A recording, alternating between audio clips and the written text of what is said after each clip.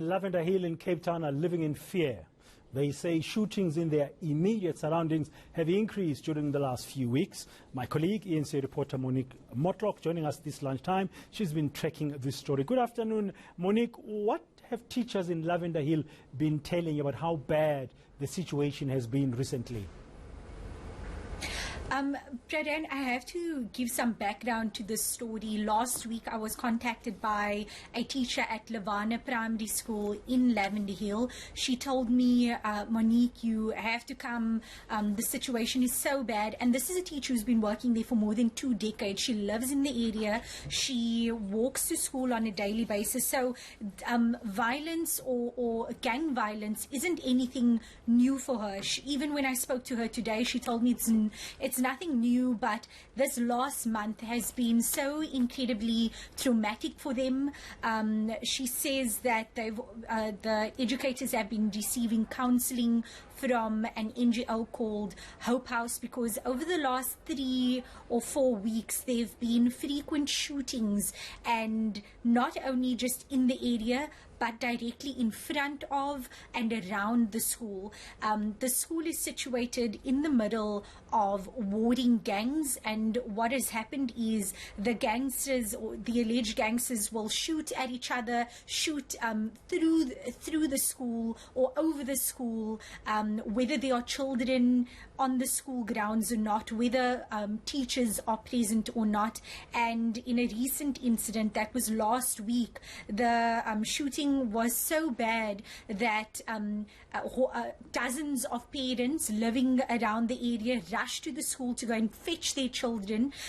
Even though class was underway, the parents tried to force their way, or many of them made it through the gates, demanding that their children come home with them, as the shootings were just so close to the schools, to that particular school. And the teachers, really, you can see it in speaking to them today, they are fed up with the incessant shootings, and they say that even though they have law enforcement officers frequently patrolling the area, this doesn't do anything to prevent the shootings from happening, or even to make them feel as if they are protected. So right now they really feel like they are on their own. They feel, as the principal of the school mentioned, that they are dealing with 2 pandemics, COVID-19 and gang violence. Yeah, and that danger that's ever present of stray bullets hitting people and the children there.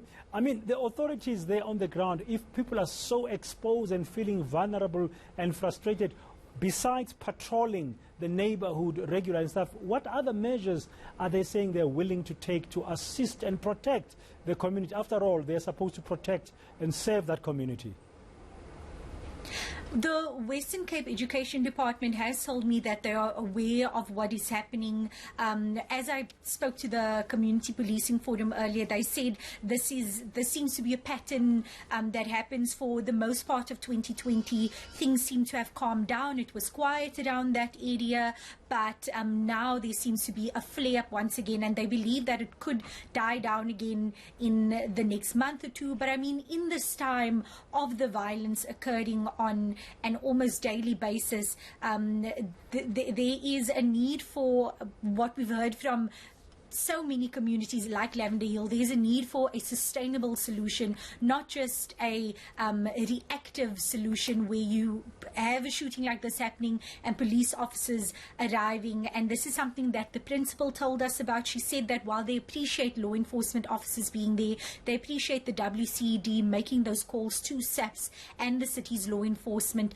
more is needed. And what's actually happening right now is, besides the counseling, besides the extra police visibility, the school itself is trying to raise 900,000 rand to build a 6x6 or a thick high wall around the school, which the neighboring school Lavender High has, because they are hoping that this might serve as a deterrent or some sort of protective measure when the shootings occur, so that they can just have some sort of peace of mind, because right now the bullet deflecting fencing they have is too short, and what has often happened is the stray bullets go over the fence, and the principal is just trying to avoid a scenario where one of her staff members or one of the pupils get hit.